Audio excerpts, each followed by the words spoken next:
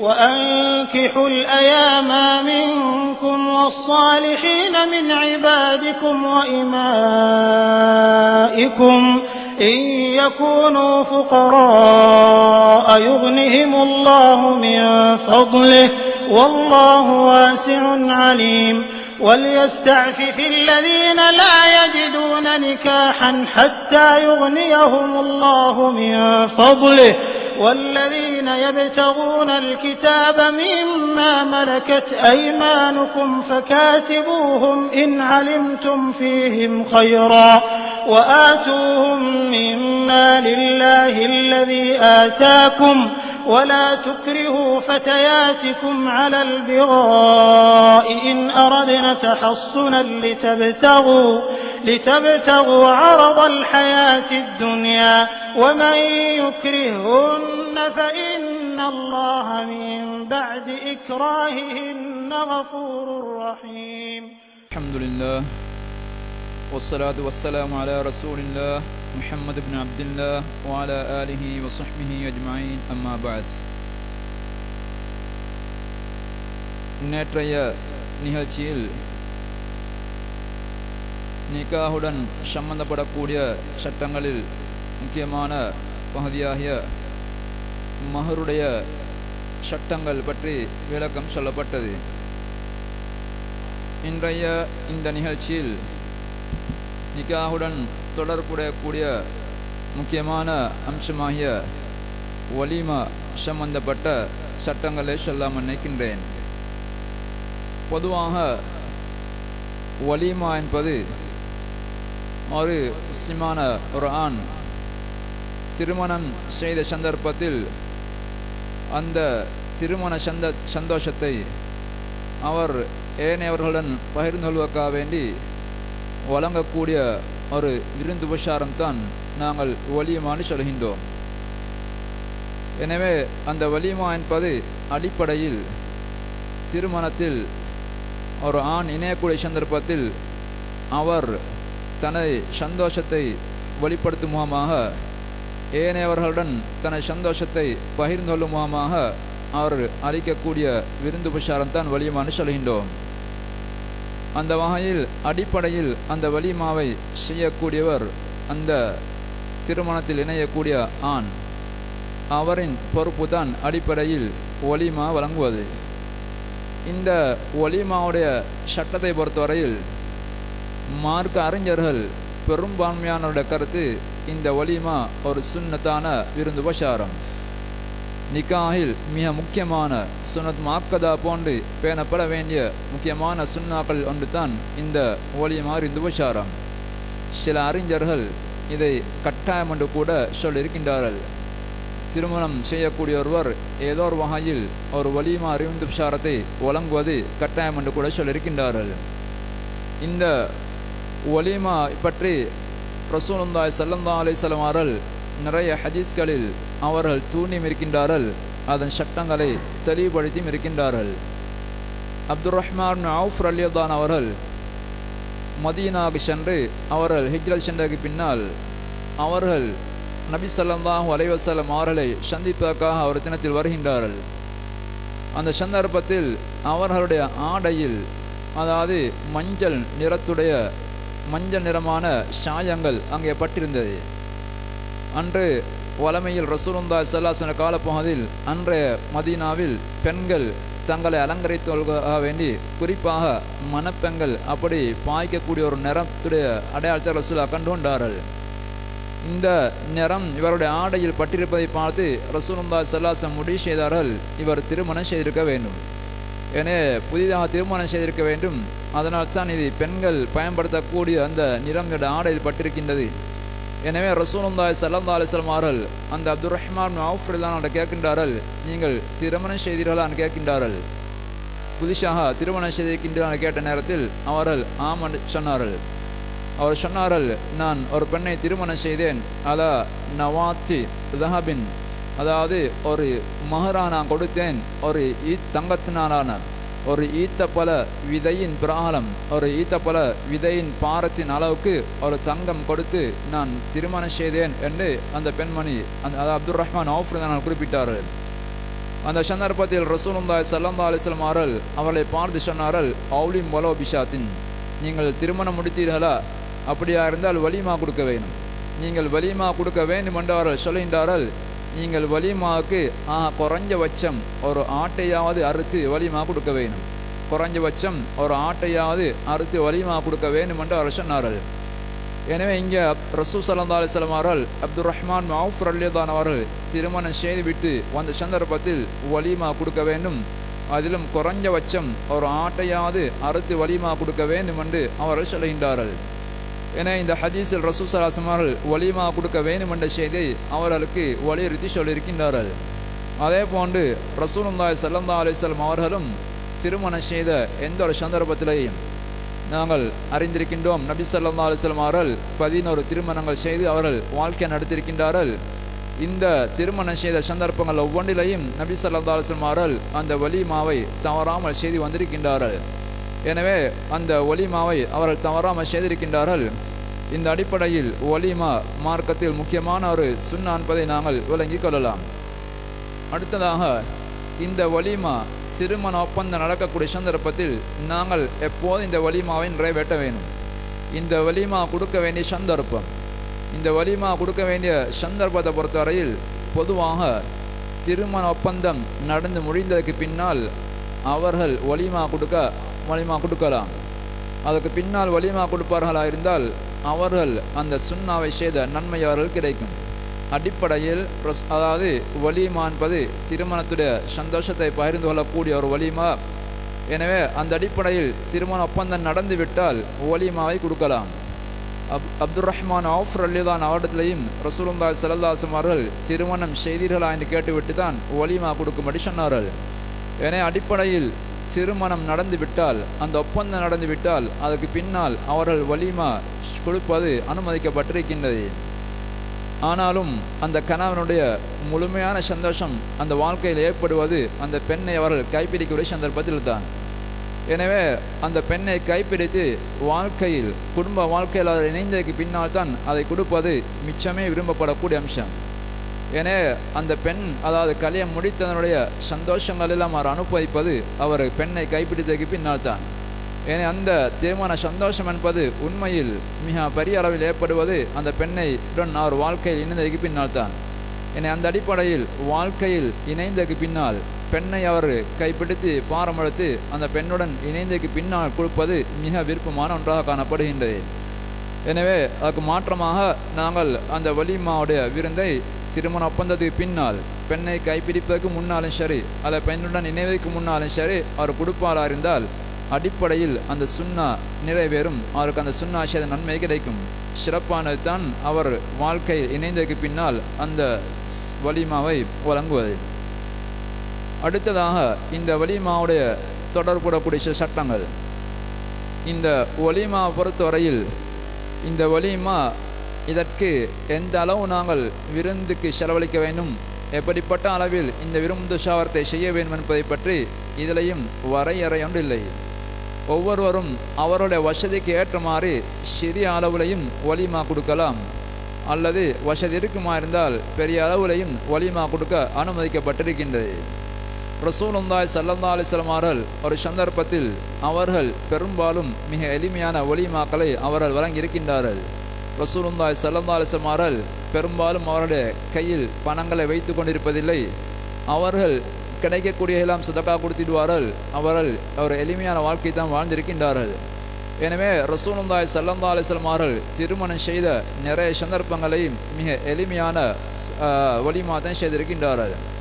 சஃபியா ரலியல்லாஹு அன்ஹா அறிவிக்கின்றார்கள், ஒரு சந்தர்ப்பத்தில் ரசூலுல்லாஹி ஸல்லல்லாஹு அலைஹி வஸல்லம் அவர்கள் வலிமா கொடுத்தார்கள். அந்த வலிமாவுக்காக வேண்டி அவர்கள் பயன்படுத்திய தானியம் பார்லி என்று சொல்லக்கூடிய அந்த தானியத்தை தான் அவர் பயன்படுத்தினார்கள்.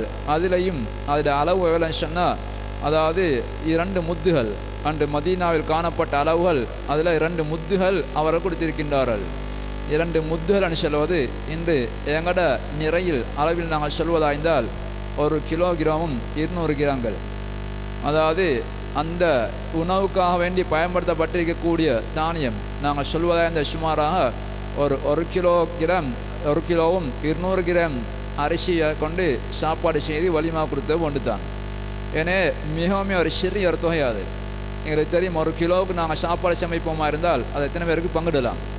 ஏன்னா அப்படி ரசூலுல்லாஹி ஸல்லல்லாஹு அலைஹி வஸல்லம் அவர்கள் 2 முத்துகள் 1 கிலோ 200 கிராம் அளவு தானியம் கொண்ட அந்த பார்லி என சொல்லக்கூடிய தானியத்தை அவர்கள் வலிமாவாக கொடுத்திருக்கின்றார்கள். ஏனே அவர்கள் அந்த வலிமா கொடுக்கக்கூடிய சந்தர்ப்பத்தில் தனக்கு அந்த சந்தர்ப்பத்தில் எதற்கு வசதி இருக்கின்றதோ அதைத்தான் செய்வார்கள். ஏனே வசதி இல்லாத சாப்பாட்டை கஷ்டப்பட்டு செய்ய மாட்டார்கள், அதுக்காக வேண்டி கடன்பட மாட்டார்கள். ஏனே அந்த சந்தர்ப்பத்தில் எது அவருக்கு கைவசம் இருக்கின்றோ அதை செய்வார்கள். சில சந்தர்ப்பங்களில் கையில் வசதி இருந்த சந்தர்ப்பத்தில் இதை விட கொஞ்சம் கூடுதலாக பெருசாம் வலிமா ரசூல் ஸல்லல்லாஹு அலைஹி வஸல்லம் கொடுத்திருக்கின்றார்கள். எனவே இங்கே ரசூலுல்லாஹி ஸல்லல்லாஹு அலைஹி வஸல்லம் அவர்களுடைய அந்த எளிமையான நிலைமையை கவனித்துக் கொண்டு 2 முத்துகளை கொண்டு வலிமா கொடுத்திருக்கின்றார்கள். அதே சந்தர்ப்பத்தில் நான் சொன்ன முந்தி சொன்ன ஹதீஸில் அப்துர் ரஹ்மான் அவுஃப் ரலியல்லாஹு அவர்கள் அன்று சஹாபாக்கள் பெரிய பணக்காரர் என்று அறியப்பட்டவர்கள், பண வசதி உள்ளவர்கள். அவர்களுக்கு வலிமா கொடுக்கும்படி சொல்லக்கூடிய சந்தர்ப்பத்தில் அவங்க சொன்னாங்க, அவுலிம் வலோ பிஷாத்தின், குறைஞ்சபட்சம் ஒரு ஆடா நீங்க கொடுக்கணும்னு சொன்னார்கள். ஏன்னா அவர்களுக்கெல்லாம் 2 முத்து கொடுங்கன்னு சொல்லல, அல்லது நீங்க ஒரு சிறிய ஒரு பானையில் அரிசி கொஞ்சம் சோறாக்கி கொடுங்கன்னு சொல்லலாம். அவங்கள சொன்னாங்க குறைஞ்சபட்சம் ஒரு ஆடு கொடுக்க சொன்னாங்க. ஏன்னா வசதி இருக்கின்றது.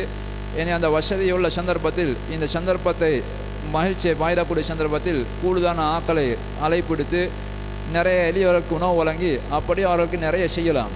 அந்த அடிப்படையில் அவர்களை பார்த்து சொல்லக்கூடிய சந்தர்ப்பத்தில் அவர் ஒரு பணக்காரர், வசதி இருக்கின்றது. ஏன்னா அவரை பார்த்து சொல்லக்கூடிய சந்தர்ப்பத்தில் குறைஞ்சபட்சம் ஒரு ஆடா கொடுங்கன்னு சொன்னார். ஏன்னா இது குறைஞ்சபட்சம் ஒரு ஆடா கொடுக்கணும், அதை விட இன்னும் கூட கொடுங்கன்னு தான் அதில் அர்த்தம். எனவே அப்ப பண வசதி இருக்கக்கூடியவர்களுக்கு ரசூலுல்லாஹி ஸல்லல்லாஹு அலைஹி வஸல்லம் அவர்கள் அந்த வலிமாவை கொஞ்சம் கூடுதலாக கொடுக்கும்படியும் ரசூல் ஸல்லல்லாஹு அலைஹி வஸல்லம் அவர்கள் சொல்லி இருக்கின்றார்கள். எனவே அந்த வலிமா அவரவர்களுடைய வசதியை பொறுத்து தீர்மானிக்கப்படக்கூடியது. இந்த வலிமாவில் ஒருவருக்கு பங்கு சேர முடியுமா? அதாவது இன்று சிலர் நாங்கள் சொல்லும் அடிப்படையில் திருமணம் செய்யக்கூடிய ஆண் தான் அந்த வலிமாவுக்கு பொறுப்பானவர். அந்த வலிமாவை அவர் தான் நிறைவேற்ற வேணும். அவர் வலிமா கொடுக்கக்கூடிய சந்தர்ப்பத்தில் வேறு பலரும் அதில் இணைந்து அவருக்கு உதவிகள் செய்ய முடியுமா? அல்ல அவருக்கு அப்படி பலரும் இணைந்து அந்த வலிமாவை சேர்ந்து கொடுக்கலாமா?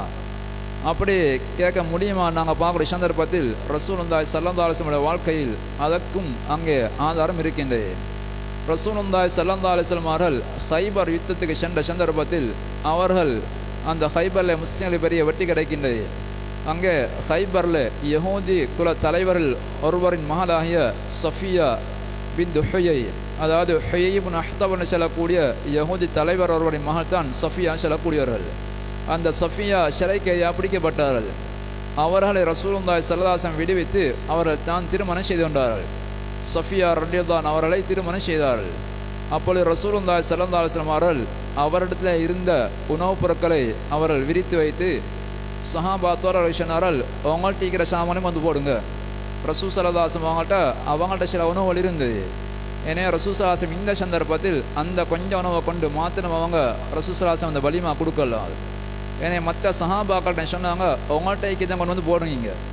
கொண்டு வந்து போட்டது பின்னால ரசூலுல்லாஹி சொன்னாங்க, இதுதான் ஏண்ட வலிமா, இதுதான் ஏண்ட வலிமா சொல்லி மற்றவங்கள்ட்ட இருக்கிற உணவுகளையும் கொண்டு வந்து இதுதான் ஏண்ட போட்டது பின்னால ஏண்ட வலிமா சொல்லி எல்லாரும் சாப்பிடுங்க சொன்னாங்க. இப்போ ரசூலுல்லாஹி ஸல்லல்லாஹு அலைஹி வஸல்லம் முந்தைய சந்தர்ப்பத்தில் நாங்கள் சொன்னோம், ஒரு 2 முத்துகள் 1 கிலோ அளவு மாதிரி தானியத்தை கொண்டு அவங்க வலிமா கொடுத்தார்கள். இந்த சந்தர்ப்பத்தில் அவங்கள்ட்ட கைவசம் உள்ள அந்த குறைஞ்சபட்ச அளவை கொண்டு மாத்திரம் வலிமா கொடுக்கல. இப்போ ரசூல் ஸல்லல்லாஹு அலைஹி வஸல்லம் மார்க்கத்தை வழங்கப்படுத்தி காட்டுறவங்களோட கட்டாயம் அவர்கள் ஏழுமான மக்களை சொல்லணும். அந்த அடிப்படையில் இந்த சந்தர்ப்பத்தில் ரசூல் ஸல்லல்லாஹு அலைஹி வஸல்லம் இப்படி பலரும் சேர்ந்தும் வலிமா கொடுக்கலாம் என்பதை ரசூலா தெளிவுபடுத்தி காட்டினார்கள். சஹாபாக்கள் பலர்கிட்டையும் சொன்னாங்க, அவங்கள்ட்ட இதை கொண்டு வந்து போடுங்க. கொண்டு போட்டு சொன்னாங்க, இதுதான் ஏண்ட வலிமான்னு சொன்னாங்க. அவங்களோட உணவை சேர்த்து சொன்னாங்க, இது ஏண்ட வலிமா சொன்னார்கள். ஏன்னா அப்ப மற்றவங்களை நாங்கள் இணைத்து வலிமாண்ட செய்யலாம் என்பதைத்தான் இந்த சம்பவம் எங்களுக்கு காட்டுகின்றது. எனவே அது அடிப்படையில் தடை செய்யப்பட்ட அம்சம் அல்ல. ஆனாலும் ஒரு அடிப்படையில் ரசூல் ஸல்லல்லாஹு அலைஹி வஸல்லம் நிறைய சந்தர்ப்பங்களில் ஆண் தான் அவர்கள் திரும்ப அந்த வலிமா கொடுக்க வேண்டிய பொறுப்பு என்பதை நாம் மறந்துடக்கூடாது. அது அவருடைய கடமை, அவர்கிட்ட தான் பொறுப்பு. ஏன்னா அந்த அடிப்படையில் தான் ரசூலா நிறைய செஞ்சிருக்கின்றார்கள். இப்படி மேலும் என்பதை ரசூல் ஸல்லல்லாஹு அலைஹி வஸல்லம் அவர்கள் இப்படி ஒரு சந்தர்ப்பத்தில் அவர்கள் செய்து தெளிவுபடுத்தி காட்டியிருக்கின்றார்கள். எனவே அப்படி அந்த அமைப்பிலே நாங்கள் வலிமா செய்வதற்கு சம்பந்தப்பட்டிருக்கின்றது. அடுத்ததாக இந்த வலிமாவுக்கு எங்களுக்கு அழைப்பு இருக்கப்படுமா இருந்தால், வலிமாண்டுக்கு அழைப்பு இருக்கப்படுமா இருந்தால் அந்த அழைப்புக்கு விடை அளிப்பது கட்டாயம். சில அமல்கள் இருக்கின்றன, அவை ஆரம்பமாக செய்வது சுன்னான்னு சொல்வார்கள், அதற்கு பதில் சொல்வது கட்டாயம் என்று சொல்வார்கள். நாங்கள் அறிந்திருக்கோம், நாம் சலாம் சொல்வது, நாங்கள் சலாத்தை ஆரம்பமாக சொல்வது ஒரு சுன்னா. எங்களுக்கு யாரா சலாம் சொல்வாரா இருந்தால் அவருக்கு பதில் அளிப்பது கட்டாயம். எனவே அதே மாதிரி திருமணம் செய்த ஒருவர் வலிமான்னு கொடுப்பது முக்கியமான சுன்னா. அந்த சுன்னாக்கு எங்களுக்கு அழைப்பு இருக்கப்படுமா இருந்தால் அதுக்கு நாங்கள் பதில் சொல்வது கட்டாயம். ரசூலுல்லாஹி ஸல்லல்லாஹு அலைஹி வஸல்லம் அவர்கள் ஒரு ஹதீஸில் சொன்னாங்க, அதாவது யாருக்காவது வலிமாக்கு அழைப்பு இருக்கப்பட்டு அவர் அந்த அழைப்புக்கு விடை அளிக்கவில்லை என்றிருந்தால், அவர் அங்கே போகவில்லை என்றிருந்தால் ஃபகத் அஸல்லாஹு வ ரசூலஹு, அவர் அல்லாஹ்வுக்கும் மாறு செய்து விட்டார், ரசூலுக்கும் மாறு செய்து விட்டார். எனவே அதன் அர்த்தம் அல்லாஹ்வுடைய ரசூலுடைய கட்டளை அவர் கட்டாயம் விடை அளிக்க வேண்டும். எனவே அவர் விடை அளிக்காமல் விடுவாராயிருந்தால் அவர் அல்லாஹ்வுக்கும் ரசூலுக்கும் மாறு செய்து விட்டார். எனவே அந்த மாறு செய்து விட்டார் பாவம் என்று ரசூல் சொல்கின்றார்கள். எனவே அந்த அடிப்படையில் அந்த ஹதீஸிலிருந்து அதே போன்று இன்னும் பல ஹதீஸ்கள் ரசூல் ஸல்லல்லாஹு அலைஹி வஸல்லம் நிறைய சொல்லியிருக்கின்றார்கள். இது அதுய அஹதுக்கும் மினல் வலிமா, உங்கள் ஒருவர் வலிமாக்கு அழைப்பு இருக்கப்பட்டால், உங்கள் ஒருவருக்கு அழைப்பு கிடைக்குமா இருந்தால் ஃபல் யுஜிப், அவர் அந்த வலிமாக்கு விடை அளிக்கட்டும். அந்த கருத்தில் ரசூலுல்லாஹி ஸல்லல்லாஹு அலைஹி வஸல்லம் நிறைய ஹதீஸ்களை சொல்லியிருக்கின்றார்கள். எனவே வலிமாக்கு எங்களுக்கு அழைப்பு விடுக்கப்படுமா இருந்தால் அந்த வலிமாக்கு நாங்கள் விடை அளிப்பது கட்டாயமாக்கப்பட்டிருக்கின்றது. அடுத்ததாக அந்த வலிமாக்கு நாங்கள் விடை அளிப்பது கட்டாயமாவதுக்கு பொதுவாக நாங்கள் கட்டாயம் என்று நாங்கள் சொல்ல முடியாது. ஏண்டா அந்த வலிமா விருந்தளிப்பு கட்டாயமாகறதுக்கு சில நிபந்தனைகள் அங்கே இருக்கின்றன. அந்த நிபந்தனைகள் எல்லாம் பரிபூர்ணமாக உள்ள சந்தர்ப்பத்தில் தான் நாங்கள் அந்த விடை அளிப்பது கட்டாயமாக்கப்படுகின்றது. ரசூலுல்லாஹி ஸல்லல்லாஹு அலைஹி வஸல்லம் அவர்கள் பல ஹதீஸ்களில் இந்த நிபந்தனைகளை தெளிவுபடுத்தி காட்டியிருக்கின்றார்கள். எனவே அந்த நிபந்தனைகளுக்கு அமைய நாங்கள் இருக்குமா இருந்தால் வலிமாக்கு விடை அளிக்கிற கட்டாயமாக்கப்பட்டிருக்கின்றது. எந்த அளவுக்கு ரசூல் ஸல்லல்லாஹு அலைஹி வஸல்லம் இதை கட்டாயப்படுத்தினாங்கண்டா, நோம்பாளியாக இருந்தாலும் கூட நீங்கள் விடை அளிக்க வேண்டும் என்று சொன்னார்கள். வலிமா விருந்து நடக்கக்கூடிய சந்தர்ப்பத்தில் எங்களுக்கு அழைப்பு இருக்கப்பட்டு அந்த சந்தர்ப்பத்தில் நாங்கள் நோம்பு நோட்டிருப்போமா இருந்தால், நோம்பாளியாக இருந்தாலும் கூட நீங்கள் அங்கே போகணும் என்று ரசூலுல்லாஹ் சொன்னார்கள். அந்த அழைப்பை ஏற்று நீங்கள் அதை மதித்து நீங்கள் அங்கே போக வேண்டும் என்று சொன்னார்கள். நோம்பு வரக்கூடிய சந்தர்ப்பத்தில் சுன்னத்தான நோம்புகளை நாங்கள் நோட்க ஆரம்பித்திருப்போமா இருந்தால் அந்த நோம்போடன் சரி பரவாயில்லை அங்கே செல்ல வேண்டும். அங்கே சென்றதை பின்னால் ரசூல் ஸல்லல்லாஹு அலைஹி வஸல்லம் சொன்னார்கள், அவருக்கு பிரியமா இருந்தால் நோம்பை விட்டு அவரை சாப்பிடலாம், அல்லது சாப்பிடாமலும் வந்துவிடலாம். வேறு சில ஹதீஸ்களின் கருத்து, அந்த வலிமா விருந்து உபசாரத்தை வழங்கக்கூடியவர் நோம்பை விட்டு சாப்பிடுங்கன்னு எங்களை வற்புறுத்துவாராக இருந்தால் அந்த சந்தர்ப்பத்தில் நாங்கள் நோம்பை விட்டு விடுவதுதான் சிறந்தது. ஏனென்றால் ஒரு ஹதீஸில் ரசூல் ஸல்லல்லாஹு அலைஹி வஸல்லம் சொன்னார்கள், ஒரு முஃமினுடைய சிறந்த அமல்களில் உள்ளதான் இத்ஹாலு ஸுரூரி ஃபீ கல்பில் முஃமின், ஒரு முஃமினுடைய உள்ளத்தில் சந்தோஷத்தை ஏற்படுத்துவது அது மிக சிறந்த அமல்கள் உள்ளது. எனவே அந்த வலிமா விருந்து உபசாரத்தை ஏற்படுத்தக்கூடிய அந்த மனவாளர் நாங்கள் சாப்பிடுவதை விரும்புவார், அதுதான் அவருக்கு சந்தோஷத்தை ஏற்படுத்துமா இருந்தால் நோம்பை விட்டுவிடுவது கூட சுன்னான்னு சொல்லப்பட்டிருக்கின்றது. எனவே நோம்பாளியாக இருந்தாலும் கூட அங்கே போகிறது கட்டாயம் என்ற கருத்தை தான் ரசூல் ஸல்லல்லாஹு அலைஹி வஸல்லம் சொல்லியிருக்கின்றார்கள். எனவே நாங்கள் சாதாரண சில காரணங்களை சொல்லி சாக்கு போக்களை சொல்லி நாங்கள் இந்த வலிமாலிருந்து தப்பிக்கொள்ள முடியாது. எனவே சாப்பிடுவது என்பது வேறு அம்சம், அந்த இடத்துக்கு நாங்கள் போகிறதுங்கிற இன்னொரு அம்சம். ரசூல் ஸல்லல்லாஹு அலைஹி வஸல்லம் சொன்னார்கள், நாங்கள் அந்த வீட்டுக்கு போவோமா இருந்தால் அவருடைய அழைப்பை நாங்கள் மதித்து அந்த இடத்தை பேய்த்திட்டோம், ஏற்றுக்கொண்டு நாங்கள் பேய்த்திட்டோம். எனவே எங்களுக்கு சாப்பிடாமல் இருப்பதற்கு சில நியாயமான காரணங்கள் இருக்குமா இருந்தால் அந்த காரணங்களை சொல்லி நாங்கள் திரும்பி வரலாம். எனவே அந்த காரணங்களை வைத்து கொண்டு நாங்கள் போகாமல் இருப்பது முறையாக மாட்டாது. ஏன்னா ரசூலுல்லாஹ் சொன்ன நோம்பாளியாக இருந்தாலும் கூட போங்கன்னு தான் ரசூலுல்லாஹ் சொன்னாங்க. அங்கே போக வேண்டும், அவர் நாங்கள் சொல்லக்கூடிய காரணங்களை ஏற்றுக்கொண்டான நோன்பு, எனவே சாப்பிடலன்னு சொல்லி அவர் அதை மனப்பூர்வமாக ஏற்றுக்கொண்டாருன்னா சாப்பிடாமல் திரும்பி வரலாம். ரசூலுல்லாஹ் சொன்னாங்க, அங்கே போனது பின்னால் இன்ஷா தைம இன்ஷா ரஜா, அவர் நாடு நாங்கள் சாப்பிடலாம், நல்லா திரும்பி வந்துடலாம். எனவே அப்போ எங்களுக்கு நியாயமான சில காரணங்கள் இருக்குமா இருந்தால் அந்த காரணங்களுக்காக நாங்கள் சாப்பிடாமல் இருக்கலாம், ஆனால் அந்த இடத்துக்கு போகிறது கட்டாயமாக்கப்பட்டிருக்கின்றது. எனவே ரசூல் அப்படி நோம்பாளி கூட போச்சல் தான் சொல்லியிருக்கின்றார்கள். சில நேரங்கள் எங்களுக்கு ஏதாவது வேறு காரணங்கள் இருக்குமா இருந்தால் நாங்கள் போகாமல் இருக்கலாம். சரி, அப்படி நாங்கள் வலிமாண்டுக்கு போகிறது கட்டாயமாகத்துக்குள்ள நிபந்தனைகள் என்னென்ன நிபந்தனைகள் இருந்தால் நாங்கள் வலிமாவுக்கு போகிறது எங்களுக்கு கட்டாயமாக இருக்கின்றது. முதலாவதாக ரசூல் ஸல்லல்லாஹு அலைஹி வஸல்லம் சொன்னார் ஹதீஸில், அதாவது சிலர் வசதி வாய்ப்பு கூட இருக்குமா இருந்தால் ஒரு 2 நாளைக்கு அல்லது 3 நாளைக்கெல்லாம் வலிமா கொடுப்பார்கள். ரசூல் ஸல்லல்லாஹு அலைஹி வஸல்லம் சொல்லும் பொழுது ஒரு ஹதீஸை சொன்னார்கள், முதலாம் நாளே வழங்கப்படக்கூடிய வலிமா இருக்கின்றது, அதற்கு அழைப்பு விடுக்கப்பட்டால் அதுக்கு போறதான் கடமை. ஏன்னா ரசூலுல்லாஹ் சொன்னாங்க, முதலாம் நாள வரக்கூடிய அந்த வலிமா அது ஹக்குன், அது கடமை. 2ஆம் நாள் வலிமாக்கு உங்களுக்கு அழைப்பு இருக்கப்பட்டிருந்தா அது சுன்னா. அந்த அழைப்புக்கு நீங்கள் போகவே கட்டாயம் இல்லை, போற சுன்னான்னு சொன்னார்கள். 3ஆம் நாளைக்கும் இன்னொரு வலிமா கொடுப்பாரா இருந்தால் அது ரசூலுல்லாஹ் சொன்னாங்க, அது பெருமை போன்ற காரணங்களுக்கான வழங்கப்படக்கூடிய சாப்பாடு அழைக்கலாம் என்ன மாதிரி ரசூலுல்லாஹ் சொன்னார்கள். அதுக்கு போத தவிர்ப்பது தான் சிறந்த கருத்தை ரசூலுல்லாஹ் சொல்லி காட்டினார்கள்.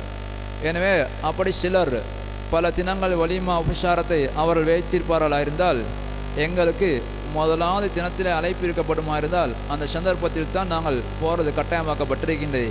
இந்த ஹதீஸ் முஸ்லிம்ல பதிவு செய்யப்பட்டிருக்கின்றது. எனவே ரசூலா குறிப்பி சொன்னாங்க, தாமு வலிமத்தில் யோமில் அவ்வல், முதலாம் நாள் வழங்கப்படக்கூடிய அந்த வலிமா தான் ஹக்குன், அதுதான் போற கட்டாயமானது. தாமுல் வலிமத்து அல் யோம் அஸ்ஸானி, 2ஆம் நாள் கொடுக்கப்படக்கூடிய வலிமா சுன்னாண்டே ரசூலா சொன்னார்கள். 3ஆம் நாள் சும்ஆ, அது முஹஸ்துதி பெருமை போன்ற காரணங்களுக்கான செய்யப்படக்கூடிய ஒரு வலிமா என்று ரசூலா சொன்னார்கள். எனவே முதல் தினத்தில் நாங்கள் வலிமாக்கு விடையளிப்பது கட்டாயமாக்கப்பட்டிருக்கின்றது. அடுத்ததாக வலிமா கொடுக்கக்கூடியவர் ஒரு முஸ்லிமான ஒரு சகோதரர் திருமணம் செய்து அவர் வழங்கக்கூடிய வலிமாவுக்கு தான் நாங்கள் போற கட்டாயமாக்கப்பட்டிருக்கின்றது. எங்களுக்கு சில சந்தர்ப்பங்களில் காஃபிரான சில சகோதரர்களும் எங்களுக்கு வலிமா அவர் திருமண சாப்பாடுக்கான அழைப்பு இருப்பார்கள். ஏன்னா அவற்றுக்கெல்லாம் நாங்கள் போகிற கடமையாக மாட்டாது. எங்களுக்கு போக முடியுமான்னு கேட்டால் அதில் ஏதாவது அங்கே மார்க்க தடை செய்யப்பட்ட அம்சங்கள் இல்லா சந்தர்ப்பத்தில் அப்படி போவதனால் எங்களுக்கு ஏதாவது நலவுகள் காணப்படுமா இருந்தால் அப்படி போகிறதுக்கு அனுமதி இருக்கின்றது.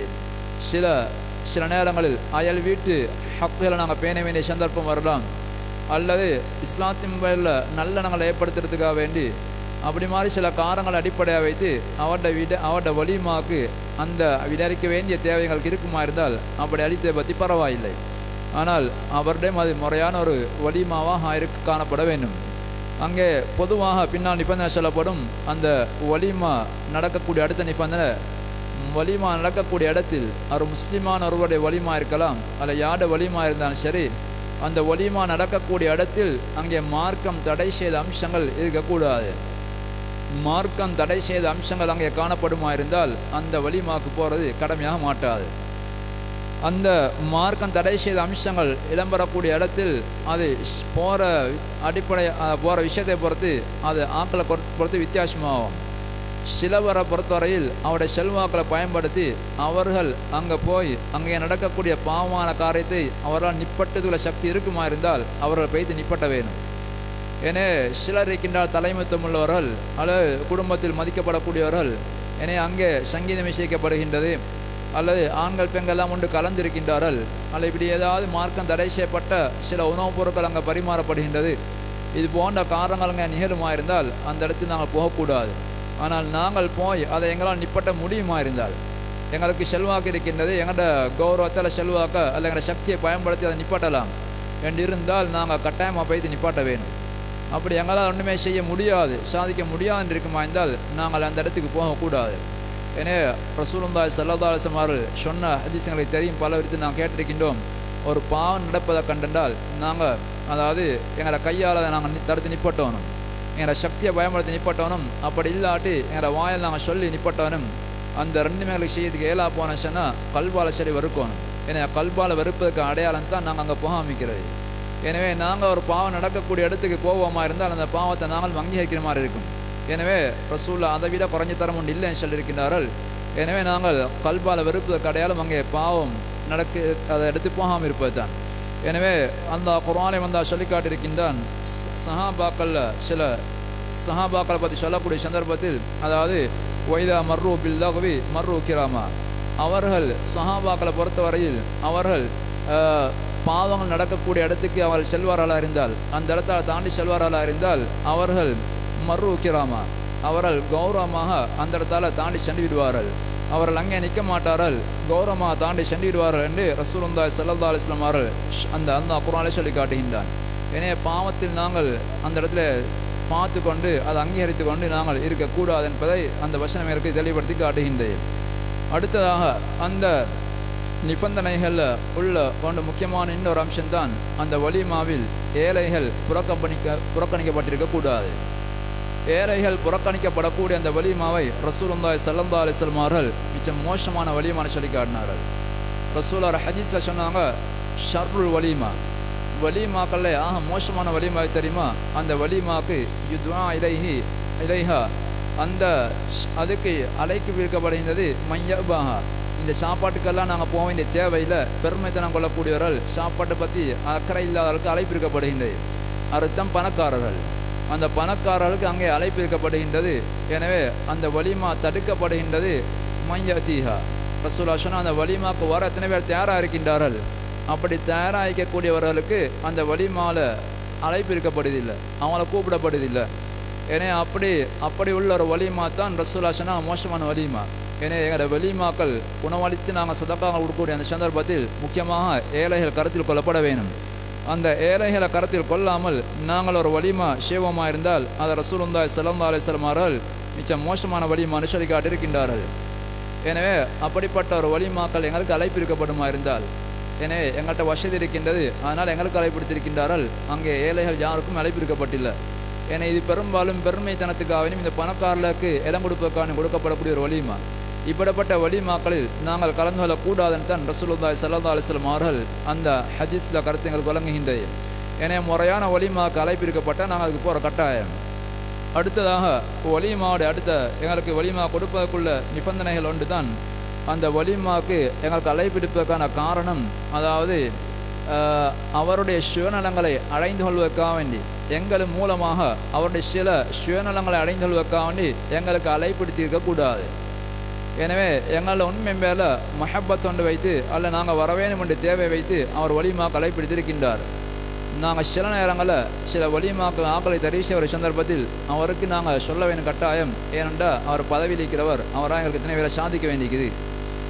ஏன்னா அப்போ பதவியில் இருக்கக்கூடியவர் ஒரு வழங்குகின்றார், என்ன பதவிக்கான தான் கூப்பிடுகின்றார், இதுக்கு முன்னே என்ன அவர் அனுசரிப்பதில்லை.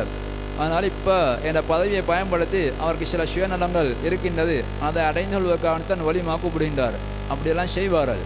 ஏன்னா அப்படி அவருக்கு விளங்குமா இருந்தால் என்ற சுயநலங்களை அடிப்படையாக வைத்துத்தான் இவருக்கு இப்படி ஒரு வலிமாவுக்கு அழைப்பிடித்திருக்கிறார் என்று எங்களுக்கு தெரிய வருமா இருந்து சொன்னால் அந்த சந்தர்ப்பத்தில் நாங்கள் அந்த வலிமாவுக்கு போகிறது கட்டாயமாக மாட்டாது.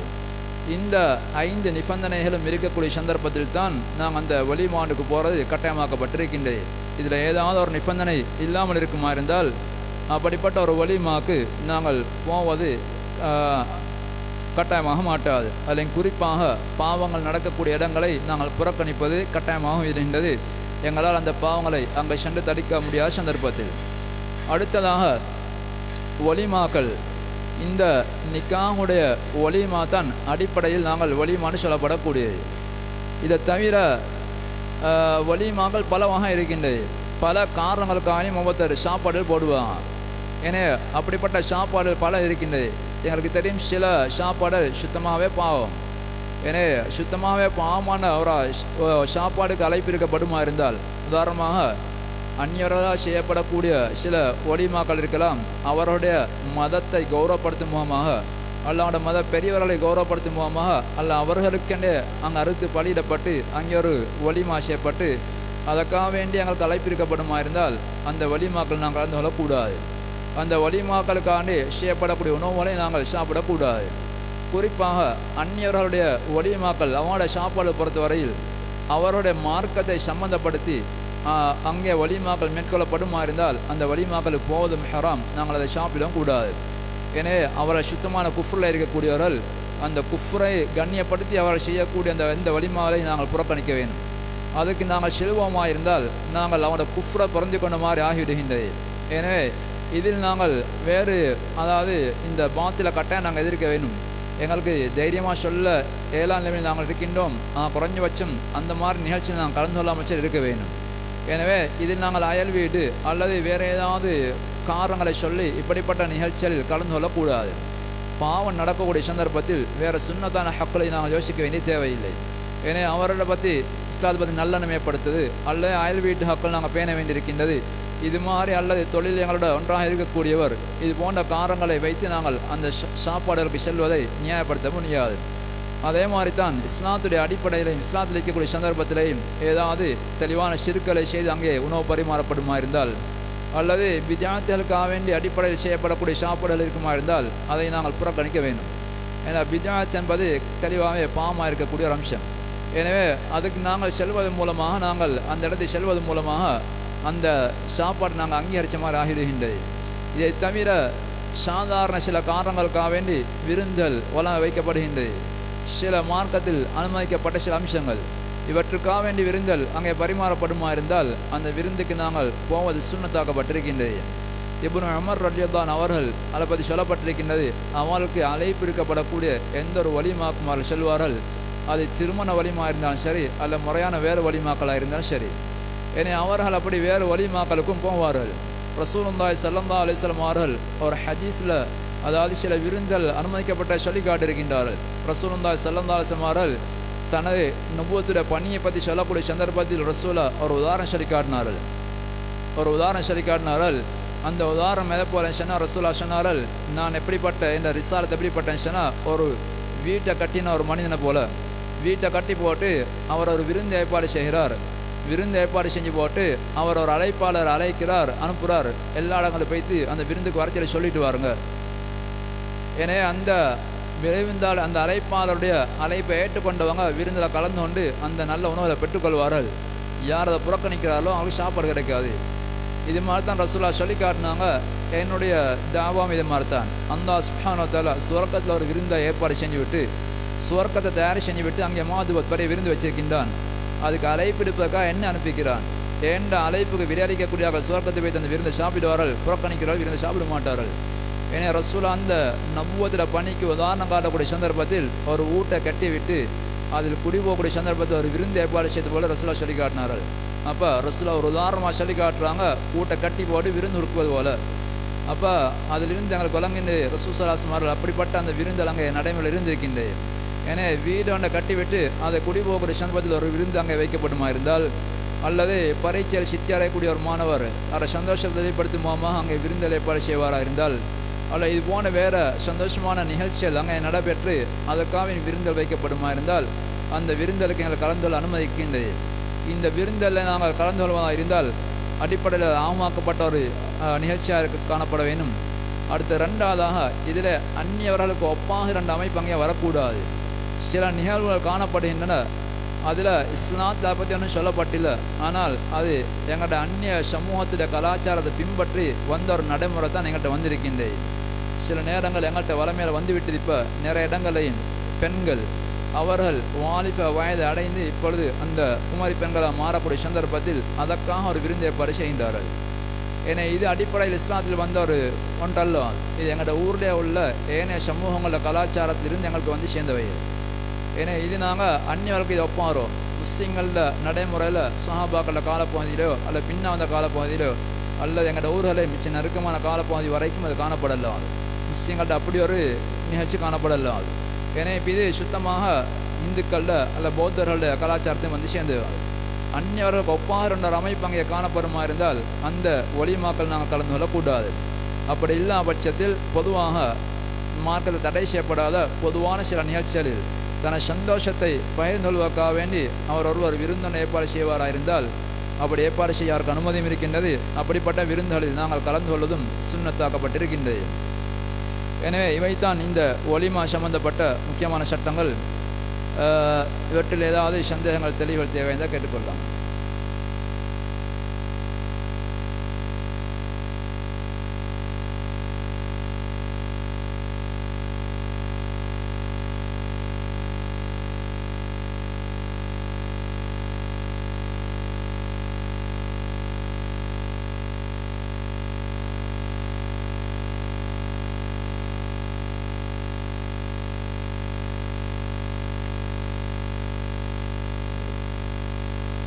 அந்த நாளைய தினத்தில் இல்லற வாழ்க்கை சம்பந்தப்பட்ட சட்டங்கள் இன்ஷா அல்லாஹ் சொல்லப்படும். இன்ஷா அல்லாஹ் அடுத்த தினங்களில் சந்தேகங்கள் தெளிவாக தெரிந்தால் கேட்டுக்கொள்ளலாம். முடிச்சுக்கொள்ளும். சுப்ஹானக அல்லாஹும்ம வபிஹம்திக அஷ்ஹது அன் லா இலாஹா இல்லா